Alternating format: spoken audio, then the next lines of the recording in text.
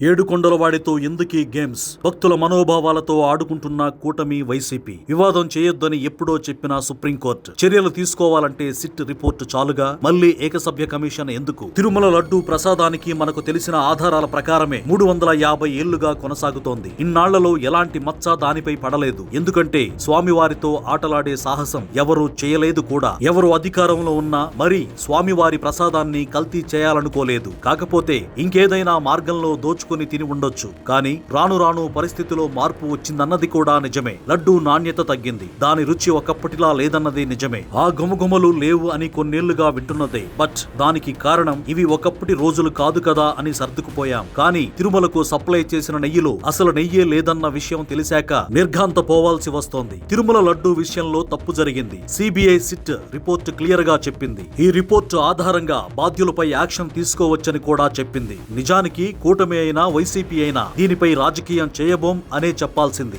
నిజాలేంటో తేలాలి అని మూకుమ్మడిగా చెప్పాల్సింది. కోట్లాది మంది భక్తుల మనోభావాలతో ముడిపడిన అంశం కాబట్టి రాజకీయాలు చేయొద్దని అనాలి. కానీ అధికార పక్షాలు మాత్రం ఇప్పటికీ భక్తుల మనసులను గాయపరుస్తూనే ఉన్నాయి. సిబిఐ సిట్ ఇచ్చిన రిపోర్టులో ఒక్క పొలిటీషియన్ లేడు. ఆనాటి టీటీడీ చైర్మన్ ప్రస్తావన లేదు. ఈవో సింఘాల్ హయాంలోనూ అక్రమాలు జరిగాయని సిట్ చెప్పడంతో ఆయన్ను బదిలీ చేశారు. మరి ఇంతమంది ఉన్నప్పుడు చైర్మన్ ప్రస్తావన ఎందుకు లేదు? అందుకే ఇచ్చిన రిపోర్టుపై మళ్లీ ఏకసభ్య కమిషన్ వేసింది. ఒక విధంగా ఇది సాగదీత కార్యక్రమమే. బట్ నిజాలు బయటపడాలంటే ఇంతకన్నా వేరే దారి లేదు. కాకపోతే రెండు పార్టీల నేతలు రోడ్లపైకి వచ్చి కొట్టుకోవడం, నానా మాటలు అనుకోవడమే బాగోలేదు. జంతు కొవ్వు కలిసిందని కూటమి నేతలు చెప్పడం, ఆ నెయ్యిలో జంతు కొవ్వే లేదని వైసీపీ వాళ్లు వాదించుకోవడం, ఇదంతా ఏంటి? ఈ విషయంలో ఇద్దరిది తప్పే. తిరుమలను కేవలం ఓట్లు వేయించుకునే సాధనంగానే చూస్తున్నాయి రెండు పార్టీలు. ఇప్పటికైనా తిరుమలతో గేమ్స్ వద్దని హెచ్చరిస్తోంది బీసీవై పార్టీ. నిజాలు సాక్ష్యాధారాలతో సహా బయటకొచ్చేంత వరకు రెండు పక్షాలు నిశ్శబ్దం పాటించాలి. ఆ తప్పు ఎవరి హయాంలో జరిగినా సరే రెండు పార్టీల వాళ్ళు శిక్ష అనుభవించాలి. అంతే తప్ప